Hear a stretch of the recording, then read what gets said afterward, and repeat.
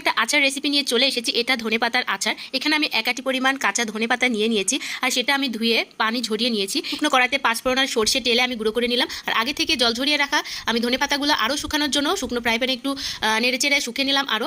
এরপরে তেঁতুল ভিজিয়ে রেখেছিলাম, পাকা তেঁতুলের কাদের ভিতর দিয়ে দিলাম আমি কিছুটা মরিচ গুঁড়ো, লবণ, হলুদ আর 1 চামচ চিনি। এরপর এটা আমি ভালো করে মিশিয়ে নিলাম।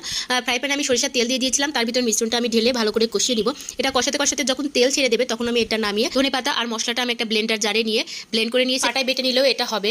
এরপরে আমি আবারও ফ্রাই প্যানে দিয়ে দিলাম সরিষা তেল, আর তাতে কয়েকটা শুকনো মরিচ দিয়ে দিয়েছি, গোটা কয়েক কোয়া রসুন দিয়ে দিলাম। এরপর এটা আমি কিছুটা ভেজে নেওয়ার পরে দিয়ে দিলাম অল্প পরিমাণে জিরা আর সরিষা। এরপর আমি এটা ভালো করে নেড়ে চেড়ে একটু ভাজা ভাজা করে নিচ্ছি। এই পর্যায়ে যে আগে থেকে ব্লেন্ড করা ধনেপাতা আর মশলাটা ছিল ওইটা আমি দিয়ে দিলাম।